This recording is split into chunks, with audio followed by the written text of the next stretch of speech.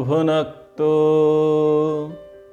सह वीर्यं करवावहै तेजस्विनावधीतमस्तु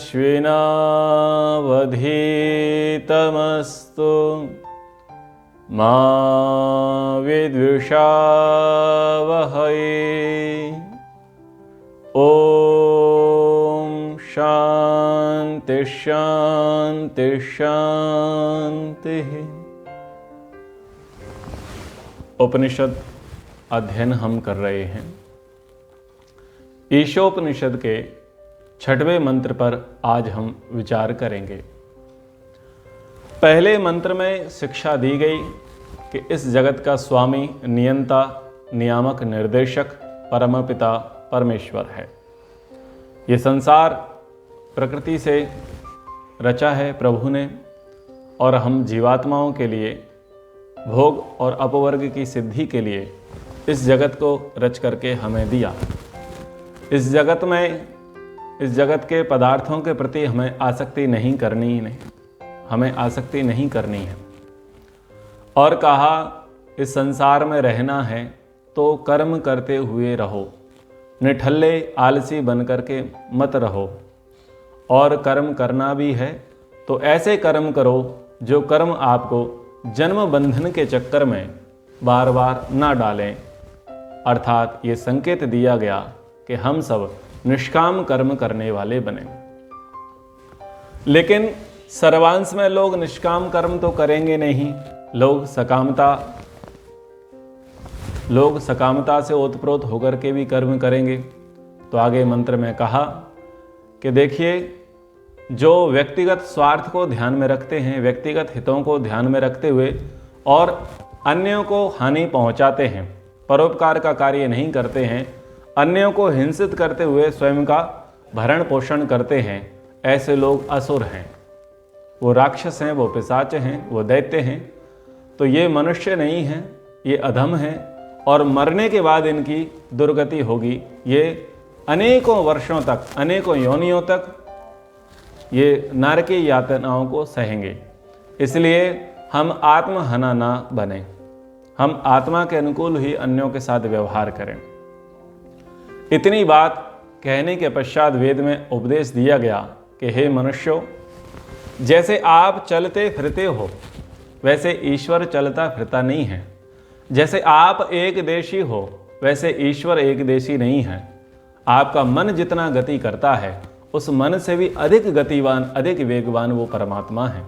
आप किसी भी अवस्था में मन, वाणी, शरीर से कोई भी कर्म उससे आप छुप करके नहीं कर सकते। आप ये कहें कि हम असुर प्रकृति के बनेंगे, हम राक्षस प्रकृति के बनेंगे और हमें कौन देखेगा, हम तो छुप करके करेंगे, अंधेरे में करेंगे। तो मंत्र में कहा नहीं, आप नहीं छुप सकते, आप नहीं भाग सकते, वो सब जगह है। ईश्वर किसी स्थान विशेष पर नहीं मिलेगा। ईश्वर सर्वत्र है, सर्वव्यापक है, इस प्रकार का उपदेश दिया गया। जो व्यक्ति ईश्वर को एक स्थान पर मानेगा, दूसरे स्थान पर नहीं मानेगा, तो ऐसे लोगों की उत्तम गति नहीं होगी। वो जन्म जन्मांतर के चक्कर में फंसते रहेंगे। इसलिए ईश्वर को सर्वव्यापक मानना चाहिए, सार्वदेशिक मानना चाहिए, सार्वकालिक मानना चाहिए, सार्वभौमिक भौतिक मानना चाहिए, सनातन और शाश्वत ईश्वर को मानना चाहिए। इस प्रकार की शिक्षाएं मंत्रों में दी गई। आज के मंत्र में जो शिक्षाएं हैं उस पर हम विचार करें। आज का मंत्र शिक्षा दे रहा है कि हम ईश्वर को कैसे देखें, हम ईश्वर को कैसे जानें। उससे पहले हम खुद को देखें कि हम कैसे हैं, हम कैसे हैं। तो मंत्र शिक्षा देता है कि हम समदर्शी कैसे बने, और समदर्शी बनेंगे तब ही पाप से दूर रहेंगे, और जब पाप से दूर होंगे तब ही परमात्मा दर्शन होंगे। इसलिए आज का विषय इस प्रकार से है कि हम ये जानें आत्मा एक है या अनेक है। सबको आत्मा एक जैसी मिली है, तो क्या अंतःकरण सबका एक जैसा है? ये जिसको हम प्राणी जगत कहते हैं, ये जो स्थूल भूत है, इनकी स्थिति क्या है? तो इन पर आज मंत्र के अंतर्गत हम चर्चाएं कुछ करेंगे। महानुभावों, इस दुनिया में अगर एक कोई है तो वह है परमात्मा। वो अकेला है। पूर्वोक्त मंत्रों में हम इस विषय को उठा चुके हैं, समझ चुके हैं, इस संबंध में गवेषणा कर चुके हैं कि ईश्वर एक है। लेकिन जैसे ईश्वर एक है वैसे ही जीवात्मा एक नहीं है, क्योंकि जीवात्माएं तो अनेक अनेक दिखाई देती हैं। स्वरूपता नित्य शुद्ध बुद्ध मुक्त जीवात्मा है। स्वरूप सबका समान है, सब निराकार हैं, सब एक देशी हैं, सब अल्प शक्तिमान हैं, सब अल्प सामर्थ्यवान हैं, सब अल्पज्ञ हैं। सब आत्माएं जितनी भी हैं सब निराकार हैं, सब अजन्मा हैं, सब अनादि हैं। जितनी भी आत्माएं हैं उनको ना तो शस्त्र काट सकते हैं, ना अग्नि जला सकती है, ना वायु सुखा सकती है, ना जल उसे गला सकता है। किसी प्रकार का छेद भी उस आत्मा में संभव नहीं है। लेकिन ये जो आत्मा है ये कर्मशील है, ये कर्म करता है। और कर्म कैसे करता है? ये सकाम भी करता है और निष्काम भी करता है। ये विद्या से प्रभावित होकर के करता है और अविद्या से प्रभावित होकर के भी करता है, इसलिए ये शरीर धारण करता है। आत्मा का जन्म मरण नहीं होता, शरीर का जन्म और मरण होता है। और अलग अलग कर्मों के कारण से अलग अलग योनियों को ये आत्माएं प्राप्त करती हैं। इसलिए जितना भी आपको जो चलायमान जगत दिखाई दे रहा है, इस चलायमान जगत के भीतर जो निहित है वो है आत्मा। सबके अंदर आत्मा है, लेकिन आत्मा इंडिविजुअल है। एक आत्मा दूसरे आत्मा के जैसी वैसी नहीं है। सबके अपने अपने संस्कार हैं। इनको जो हार्डवेयर दिया गया या ये कहें इनको जो सॉफ्टवेयर दिया गया वो प्रकृति से बना है, एक जैसा है। आत्मा को जो अंतःकरण मिला कर्म करने के लिए, कर्म को भोगने के लिए, वो अंतःकरण सबको समान मिला। सबका रॉ मटेरियल सेम है, प्रकृति सतो रज तम से बना। अंतःकरण में क्या मिला? मन मिला है, बुद्धि मिली है, अहंकार मिला है, ज्ञानेंद्रियां मिली हैं, कर्मेंद्रियां मिली हैं। ये जो अंतःकरण है, ये सारा अंतःकरण सब जीवात्माओं को एक जैसे मिला। लेकिन अंतःकरण किसी का घटता है और किसी का बढ़ता है। किसी की बुद्धि कमजोर है, किसी की बड़ी कुशाग्र है। किसी का मन बड़ा स्थिर है तो किसी का मन बड़ा स्थूल है, मूढ़ है, किसी का बड़ा चंचल है। ये क्यों है? कर्मों की विचित्रता के कारण से उनके अंतःकरण में भेद है। तो कर्मों की विचित्रता हुई, इस कारण से क्या हुआ? सबकी योनियां भी अलग अलग हैं। अपने कर्मानुसार कोई पशु योनि में है, कोई पक्षी योनि में है, कोई कीट पतंग योनि में है, कोई वृक्ष वनस्पतियों की योनियों में है, कोई मानव देह में है। फिर उसमें भी लिंगों का निर्धारण हो गया, कोई नर रूप में है तो कोई मादा रूप में है। तो इस प्रकार से यह सारा का सारा निर्धारण हो गया। लेकिन वस्तुतः उन सब के भीतर क्या है, उन सब के भीतर क्या है, उसके संबंध में वेद मंत्र में कहा, यस्तु सर्वाणि भूतानि आत्मन्नेवानुपश्यति सर्वभूतेषु चात्मानं ततो न विचिकित्सते। वेद में विचिकित्सते शब्द आया है और उपनिषद में विजुगुप्सते। विचिकित्सते शब्द का अर्थ आया है संशय नहीं होता, और विजुगुप्सते शब्द का अर्थ आया है कि वो घृणा नहीं करता, पाप नहीं करता। तो वेद में क्या कहा? यस्तु सर्वाणि भूतानि आत्मन्नेवानुपश्यति। जो मनुष्य संपूर्ण प्राणियों को अपनी आत्मा के सदृश अनुभव करता है। उस प्रसंग में हम चर्चा कर ही चुके कि हम सब कैसे एक समान आत्म तत्व हैं, लेकिन सबकी सत्ता इंडिविजुअल है, पृथक पृथक है। तो यस्तु सर्वाणि भूतानि, जो मनुष्य संपूर्ण प्राणियों को अपनी आत्मा के सदृश ही अनुभव करता है। संसार में जितने भी प्राणी हैं उन सभी में हमारी जैसी ही आत्मा है। जैसी आत्मा मनुष्य में है ठीक वैसी वैसी आत्मा है कीट में, पतंग में, पशु में, पक्षी में, वृक्ष में, वनस्पति में, तो सब में जो एक ही आत्मा है ऐसा जो समझ लेता है वो समदर्शी हो जाता है। तो हमें समदर्शी होना है। किन अर्थों में होना है? कि जैसी आत्मा मेरे अंदर है वैसी ही आत्मा अन्यों के भी भीतर है। जितना भी हमें प्राणी जगत दिखाई देता है, तो हम क्या करें कि यदि हम समदर्शी हो जाएंगे तो हम सर्वभूतेषु चात्मानं ततो न विचिकित्सते, सब भूतों में उस आत्मा को देखेंगे तो हम संशय को प्राप्त नहीं होंगे, हम भ्रम को प्राप्त नहीं होंगे, हम घृणा को प्राप्त नहीं होंगे, हम पाप को प्राप्त नहीं होंगे। लेकिन कैसे? मंत्र ने तो कह दिया, लेकिन कैसे? उस कैसे पर विचार करें कि कैसा व्यक्ति समदर्शी होगा और कैसा नहीं होगा। हमें तो प्रायः सब शरीर ही दिखाई देते हैं, क्योंकि हम स्वयं को शरीर मानते हैं। हम क्या मानते हैं कि मैं पुरुष हूं, मैं स्त्री हूं, मैं युवक हूं, मैं वृद्ध हूं, मैं प्रौढ़ हूं, मैं बालक हूं, मैं बालिका हूं, ऐसा मानते हैं। फिर हम क्या मानते हैं कि मैं इस भाषा वाला हूं, इस कुल वाला हूं, इस पद वाला हूं। तो शारीरिक संज्ञाओं से ही हम घिरे रहते हैं। वस्तुतः हम ये नहीं जान पाते कि ये शरीर तो मेरा निवास स्थान है और मैं आत्मा हूं। जब हम ये ही नहीं जान पा रहे हैं, जब हम खुद के भीतर ही आत्म तत्व नहीं अनुभूत कर पा रहे हैं, तो बताइए बाहर कैसे करेंगे? घर में सांप आया तो क्या देखेंगे? आत्मा आई या सांप आया? कुत्ता आया, गेट खुला था और आप कुछ सुखा रहे थे भोज्य सामग्री, क्या देखेंगे? आत्मा आई या कुत्ता आया? आप सो रहे थे, आपके घर में पर्याप्त धन धान्य था, कुंडी लगाना भूल गए, रात्रि में चोर आए, ये मंत्र का पाठ करेंगे, यस्तु सर्वाणि भूतानि आत्मन्येवानुपश्यति। बोले जैसी आत्मा मैं हूं वैसी आत्मा वो है। आप क्या सोचेंगे? उसे चोर मानेंगे या आत्मा मानेंगे? विचारणीय है ना।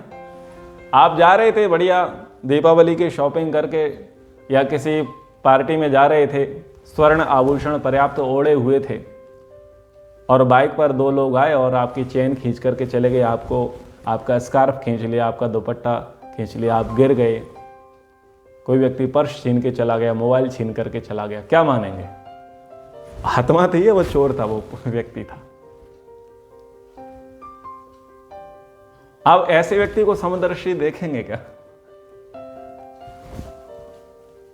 कब देखेंगे? कौन देखेगा? क्यों देखेगा? कैसे देखेगा? प्रश्न तो यही है।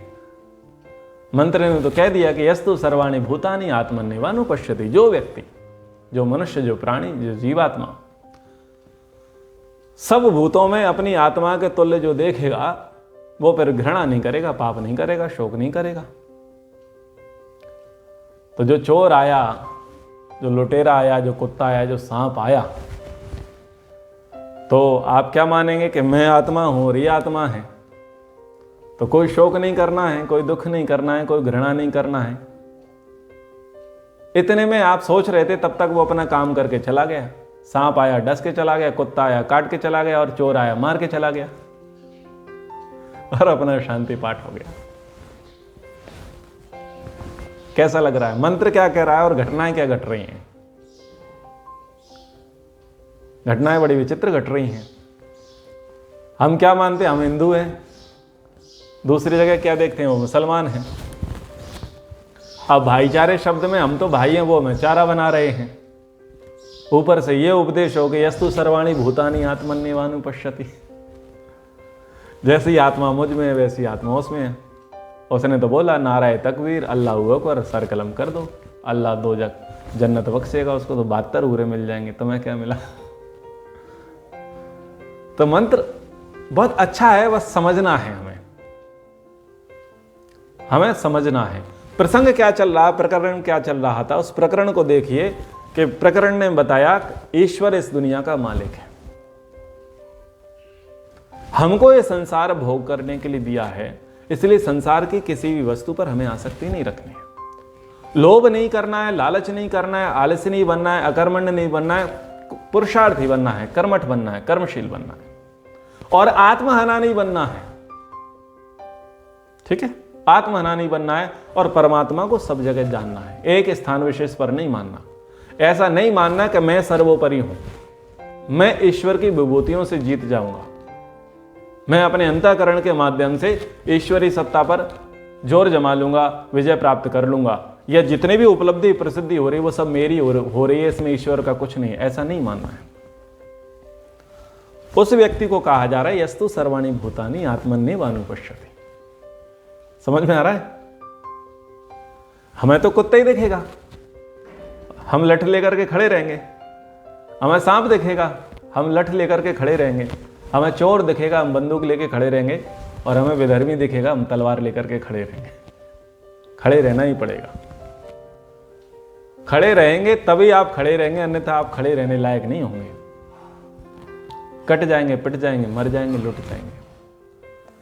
तो प्रसंग को बहुत अच्छे से गवेषणा के साथ हम समझने का प्रयास करें। यस्तु सर्वाणि भूतानि आत्मन्येवानुपश्यति। आखिर कौन आत्मा के अनुकूल देख पाएगा, कैसे देख पाएगा? क्योंकि हमारी समस्या तो यह है कि हम खुद को ही नहीं देख पा रहे, तो दूसरे को कहां से देखेंगे? ठीक है ना? क्या खुद को महसूस कर पाते हैं मैं आत्मा हूं? फोन आएगा, हेलो, हाँ जी कौन? तो आप अपना नाम बताएंगे, मैं प्रज्ञान पटनायक बोल रही हूं, मैं कृष्ण बोल रहा हूं, मैं हरीश पटानी बोल रहा हूं, हरीश बोल रहा हूं, मैं वेद प्रकाश शर्मा बोल रहा हूं, मैं योगेश बोल रहा हूं, मैं राजवीर बोल रहा हूं। ये तो नहीं बोलेंगे मैं आत्मा बोल रहा हूं, ऐसे नहीं बोलेंगे। यानी स्थिति क्या है? जब हम सुबह सुबह उठते हैं, शीशे के सामने जाते हैं, तो कैसे देखते हैं? कैसे देखते हैं? हम खुद को देख रहे होते हैं, खुद यानी शरीर को देख रहे होते हैं। देखने वाला आत्मा होता है, जो दिख रहा होता है वो शरीर होता है, लेकिन शरीर को हम क्या मानते हैं कि यही मैं हूं, और उसी के मैं के आधार पर हम बोलते हैं हेलो, मैं आ रहा हूं, मैं बोल रहा हूं, तो ये संज्ञाएं दी जाती है। तो मंत्र को महर्षि दयानंद जी के अनुसार समझने का प्रयास करते हैं कि यह विद्वान जन, जो विद्वान जन तू परर्थे, और जो सर्वाणी अखिलानी, सब भूतानी, प्राण्य प्राणी रूपाणी, प्राणी अप्राणियों को आत्मन परमात्मनि, परमात्मा के भीतर एव ही अनुपश्यति, विद्या धर्म योगाभ्यासानंतरम समीक्षते। विद्या धर्म और योगाभ्यास करने के पश्चात ध्यान दृष्टि से देखता है। सामान्य मनुष्य की चर्चा नहीं है, सामान्य मनुष्य तो वैसे ही करेगा, मैं बोल रहा हूं। सामान्य मनुष्य तो कुत्ते को देख करके भयभीत होगा, पशु पक्षी को देख करके भयभीत होगा, अपने प्रतिकूल व्यक्ति को देख करके भयभीत होगा, स्त्री पुरुष को देख करके आकर्षित होगी, पुरुष स्त्री को देख करके आकर्षित होगी, फिर धन को देख करके आकर्षण होगा। सामान्य मनुष्य की तो ये स्थिति है। वो व्यक्ति रूप पर ही मोहित है, उस रूप के अंदर कौन छुपा है वहां तक तो उसका दृष्टि है ही नहीं, वहां तक की उसकी सामर्थ्य है ही नहीं। ये स्क्रीन शेयर कोई कर रहे हैं, सुनील जी स्क्रीन शेयर ना करें। तो जो विद्वान सब प्राणी और अप्राणी जगत को, जो हमारे आगे पांच भौतिक ये दुनियादारी है, जिसमें कुछ जड़ भी हैं और कुछ चेतन भी हैं, कुछ चल रहे हैं और कुछ स्थायी हैं, उस प्राणी जगत में और अप्राणी जगत में, जड़ जगत में और चेतन जगत में, इसको क्या देखेगा कि ये सब परमात्मा के ही भीतर है। क्योंकि मंत्र का पहला पद क्या था? ईशावास्यम इदम सर्वम यत् किंच जगत्याम जगत। तो जो ऐसा मानेगा कि ईश्वर ही इस सारे जगत में आच्छादित है, व्यापक है, और उसी को कहा कि जो सब प्राणियों में, सब भूतों में क्या देखेगा? ईश्वर को। ये सारे भूत किस में रह रहे हैं? ईश्वर में रह रहे हैं। मैं किस में रह रहा हूं? ईश्वर में रह रहा हूं। ये कैसे दिखेगा उसे? वो दिखेगा विद्या से, धर्माचरण से, योगाभ्यास से। इन तीनों के सम्मिश्रण से जो ध्यान दृष्टि बनेगी, उस ध्यान दृष्टि से वो देख पाएगा।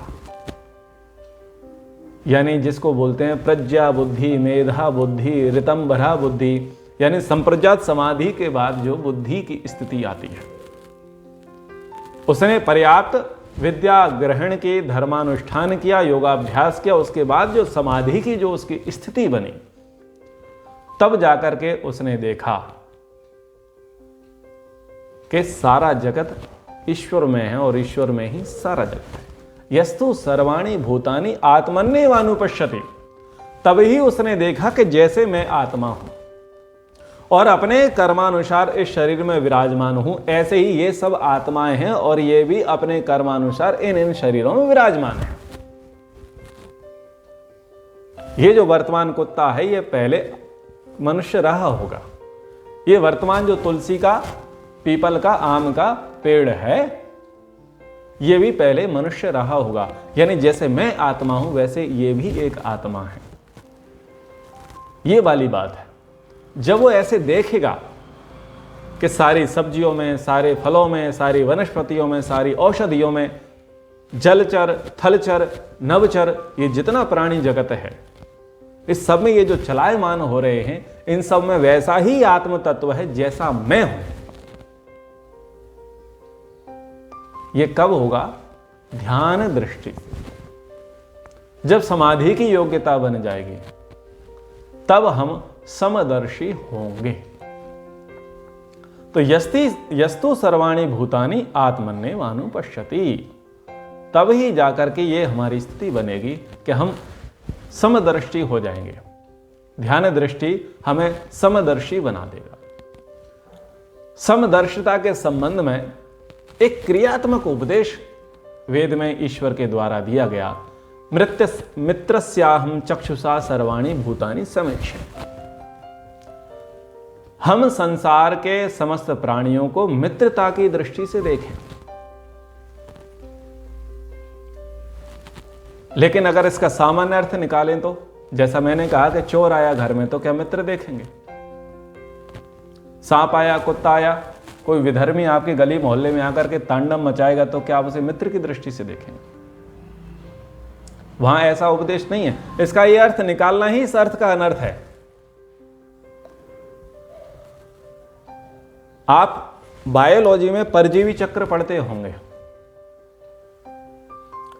आपने बायोलॉजी कभी पढ़ी हो 9वीं 10वीं 11वीं 12वीं में, कॉलेज लेवल पर, या फिर आगे जाकर के, वहां आपने परजीवी चक्र देखा होगा। यानी एक जीव दूसरे जीव पर आश्रित है।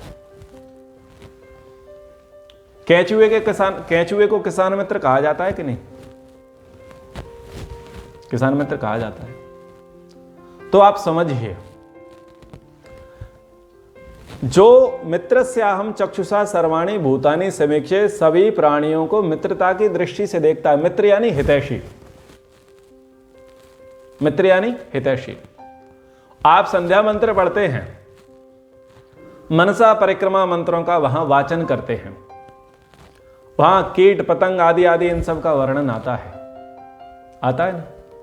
तो समझिए, मित्र यानी हमारा सहयोगी, मनुष्य जगत का सहयोगी है ये अन्य जगत। ये विषधर अजगर ये क्या करते हैं? ये जहरीली गैसों को पीते हैं, वो उनका भोजन है। ये हमारे लिए मित्र हुए या नहीं हुए? चूहा आपकी फसल को खा जाता है। जो फसल बोते हैं उस समय सांप आता है, वो चूहे को खा लेता है। वो हमारा मित्र हुआ या नहीं? चूहा किसी और को खा जाता है, कोई और किसी और को खा जाता है। तो ये जो सारा परजीवी जगत है वो हमारा मित्र हुआ या नहीं? ये जो केंकड़ा है, कछुआ है, मछली है, ये जल को शुद्धि करते हैं। किसके लिए शुद्ध करते हैं? हमारे लिए करते हैं ना। मित्र हुए या नहीं हुए? ये जो वृक्ष हैं, वनस्पतियां हैं, ये सब कार्बन डाइऑक्साइड और अन्य अन्य गैसों को और अन्य अन्य प्रकार के तापों को क्या करते हैं? सहन करते हैं। और सहन करके वो प्यूरिफायर करके हमें पकड़ा देते हैं। तो ये वृक्ष वनस्पतियां हमारे मित्र हुए या नहीं हुए? उन वृक्ष वनस्पतियों को पशुओं ने खाया, वो पशु हमारी सेवा कर रहे हैं, तो वो हमारे मित्र हुए या नहीं हुए? फिर वो गोबर गौमूत्र कर रहे हैं, उससे वो खाद बन रहा है, और खाद से कुछ नए जीवाणु बने, नए जीव बने, उन्होंने एक प्रोसेस की शुद्ध खाद निर्माण में, वो हमारे मित्र हुए या नहीं हुए? यानी थिंक बिग, बड़ा सोचें। उस खाद से, उस बीज से क्या हुआ? फूलों की खेती हुई। फूलों की खेती हुई, भंवरे आया और उन्होंने फूलों का रस लिया। मक्खियां आई, उन्होंने फूलों का रस लिया, और उन सब ने मिलकर के एक कुटुंब बनाया, और वहां से उन्होंने मधु छत्ता लगा दिया, और वहां से वो शहद आपको प्राप्त हो गया, वो औषधि के रूप में आपको मिला। वो मधुमक्खियां, वो आपके मित्र हुई या नहीं? थिंक बिग, इसको बोलते हैं बड़ा सोचो। ये है मित्रता वाली बात, कि ये सब हमारे ही सहयोगी हैं, मनुष्य जाति के ही सहयोगी हैं सबके सब, क्योंकि सबका क्रम है परजीवी वाला, एक दूसरे पर डिपेंडेबल हैं, एक दूसरे से ही उनका जीवन चल रहा है, सर्वाइव वो कर पा रहे हैं।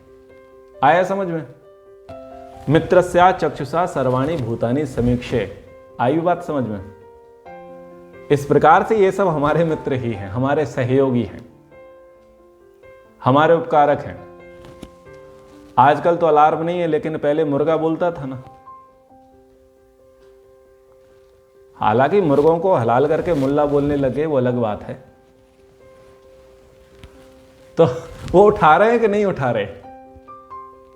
सुबह चिड़ियों की चहचहाट आपको उठा रही है, नहीं उठा रही है? वो आपको कुछ संकेत दे रही है कि नहीं दे रही? चींटी चढ़ रही है, गिर रही है, चढ़ रही है, गिर रही है, वो आपको प्रेरणा दे रही है, वो आपकी मित्र हुई या नहीं? अपने से अधिक भार शक्कर के दाने का वो लेकर के चले जाती है, आपको कुछ समझा रही है कि नहीं समझा रही है? एक चिड़िया अपने चोंच में कुछ जल की बूंदें लेके आती है, अन्न की बूंदें लेके आती है, और अपने चूजे का, अपने बच्चे का वो भरण पोषण करती है। वो आपको कुछ शिक्षा दे रही है या नहीं दे रही है? मित्रस्याहं चक्षुषा सर्वाणि भूतानि समीक्षे। इसलिए कहा कि हम सबको मित्रता की दृष्टि से देखें, वो सब हमारे मित्र ही हैं, हमारे ही सहयोगी हैं। एक प्रकार से परमात्मा ने उसको हमारे ही सेवा के लिए बना रखा है, हमारी ही सेवा के लिए उनको नियुक्त कर रखा है। लेकिन सब लोगों को मित्र की दृष्टि से देखेगा कौन? समदृष्टि होगी किसकी? तो गीता में एक श्लोक आया, विद्या विनय संपन्ने ब्राह्मणे गवि हस्तिनी सुनी चैव स्वपाके चा पंडिता समदर्शिनः। समदर्शी पंडित लोग जो विद्या और विनय से संपन्न हैं, वे ब्राह्मण में, चांडाल में, गौ में, हाथे में, कुत्ते में, इन सब में एक ही तत्व का दर्शन करते हैं, सबसे प्रेम भाव रखते हैं। ऐसे व्यक्ति के हृदय में ऊंच नीच का भाव नहीं रहता, द्वेष रहती स्थिति रहती है उनकी। ऊंच नीच वो नहीं समझते, क्या मानते हैं कि इनमें भी मेरे ही तुल्य आत्मा है, क्योंकि इनको शरीर दूसरा मिला है। इसी बात को लोगों ने बाहर आकर के एक नया नारा दिया, आपने खूब सुना होगा, पाप से घृणा करो, पापी से नहीं। ये नारा आपने सुना होगा। ये इन्हीं चीजों से ओतप्रोत है कि पाप से घृणा करो, पापी से नहीं। पापी वो आज है, कल नहीं है। ये जो पाप कर्म है और पाप वृत्ति है, उससे घृणा करो, उससे नफरत करो, यानी उससे बचो। ये पापी है ऐसा मान करके मत करो, क्योंकि ऐसे आप करोगे तो क्या होगा, उसके सुधरने की संभावनाएं समाप्त हो जाएंगी। इसलिए उसके दंड के लिए, उसके सुधार के लिए प्रयास करो। जो पाप से ओतप्रोत हो चुका है, पाप का ही वो जो परिचायक बन चुका है, वो पाप का एक प्रकार से नेता बन चुका है, सरदार बन चुका है, उससे घृणा मत करो, उसे दंड दो, ठीक है, और उस पर दया करो। दंड देकर के उसे पाप प्रवृत्ति से रोको, और इस प्रकार से दया करते हुए उसे सुधारने का अवसर दो। लेकिन आप केवल उसे घृणा करते रहेंगे तो क्या होगा, उसका सुधार नहीं होगा। और घृणा करोगे तो करो ना, पाप से करो ना, बुराई से करो, अधर्म से करो, अन्याय से करो, अनीति से करो, पापाचार से करो। उससे घृणा करोगे तो आप उसके पास नहीं भटकोगे। उससे प्रेम करोगे तो क्या होगा, आप दबे पांव, आप मूक दर्शक बन जाएंगे, यानी आप उसका अनुमोदन कर बैठेंगे। आप क्या बोल देंगे, ठीक है, चलता रहता है, होता है।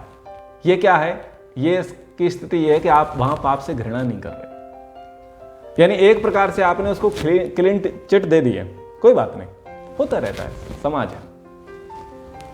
कोई सिगरेट पी रहा है, ठीक है, लोग पीते हैं, यानी आपने क्या किया, भले ही आप नहीं पीते, लेकिन आपने ऐसा बोल करके क्या कर दिया, उसका अनुमोदन कर दिया। तो पाप से घृणा करना है, पाप कर्म से घृणा करना है। तो यहां पर गीता में क्या कहा, जो विद्या और विनय से जो संपन्न है वो व्यक्ति मनुष्यों और पशुओं को समदृष्टि से देखते हैं, प्रेम दृष्टि से देखते हैं।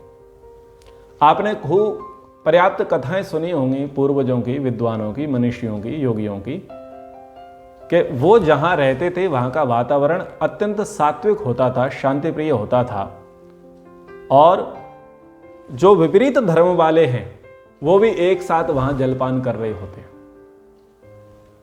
आपने खूब प्रसंग सुना होगा कि कुत्ता और बिल्ली भी एक साथ एक ही पात्र में खा रहे हैं।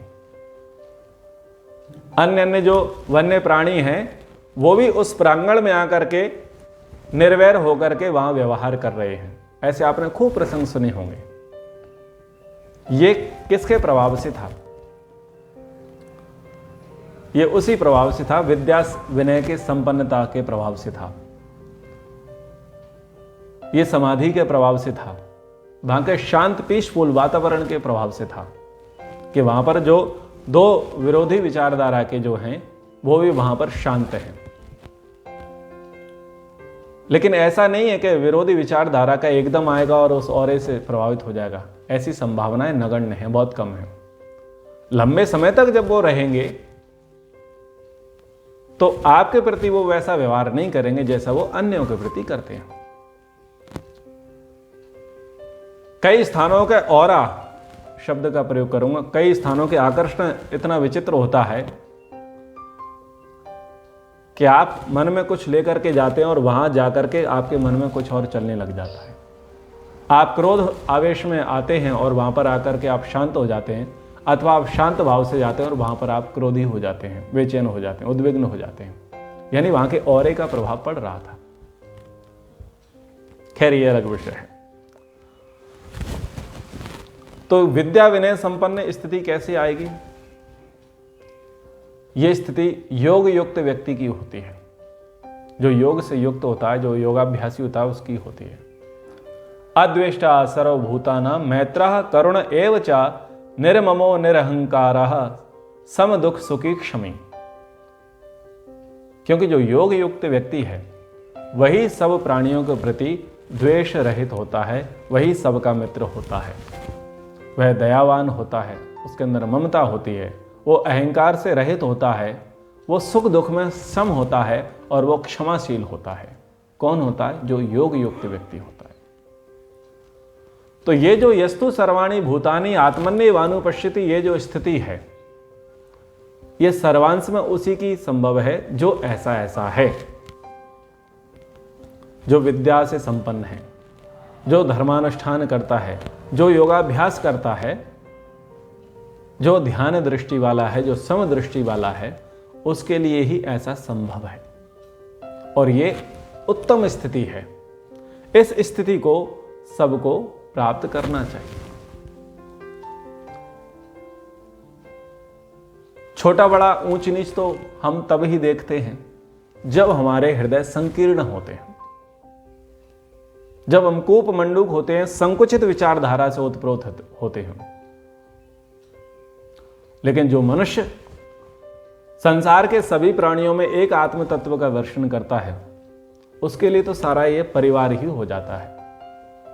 आपने एक श्लोक सुना होगा, अयम निजः परो वेति गणनाम लघु चेत साम, यह मेरा है, यह पराया है। ये तो छोटे लोगों की भावनाएं हैं। उदार चरितानाम तो वसुधैव कुटुंबकम, जो उदार चरित्र के लोग हैं उनके लिए तो सारा संसार ही परिवार के सदृश है। भारतीय दर्शन ही एक ऐसा दर्शन है जो क्या कहता है, सर्वे भवन्तु सुखिनः सर्वे सन्तु निरामयः सर्वे भद्राणि पश्यन्ति मां कश्चित् दुःख भाग् भवेत्। ये भारतीय दर्शन है। और ये भारतीय दर्शन इतना उच्च क्यों है? क्योंकि यहां पर यह शिक्षा दी जाती है कि सब प्राणियों में आत्म तत्व है, सब प्राणी परमात्मा में विराजते हैं, परमात्मा से बाहर कोई नहीं।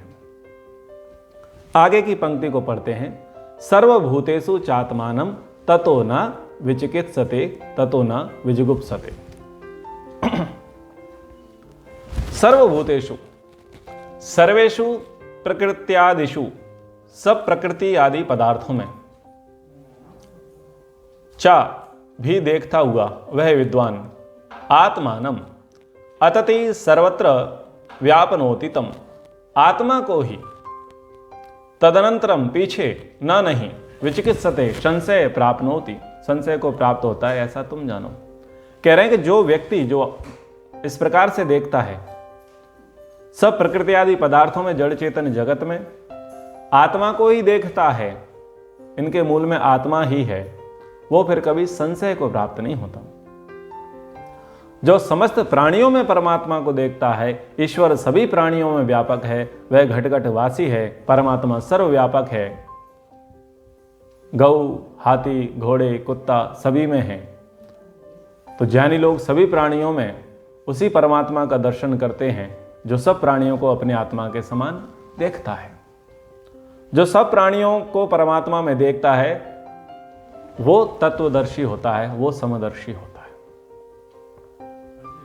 और जब ये स्थिति आती है कि जब हम सब में आत्म तत्व देखते हैं, जैसे मैं आत्मा हूं वैसे ही अन्य प्राणियों के अंदर आत्मा है, और सब प्राणी जगत परमात्मा में ही व्याप्त है। जब ये स्थिति उस व्यक्ति की आती है, इस स्थिति को मुंडकोपनिषद में कहा, विद्यते हृदय ग्रंथिश्छिद्यन्ते सर्व संशयाः क्षीयन्ते चास्य कर्माणि तस्मिन् दृष्टे परावरे। तब जीवात्मा ब्रह्म का साक्षात्कार कर लेता है।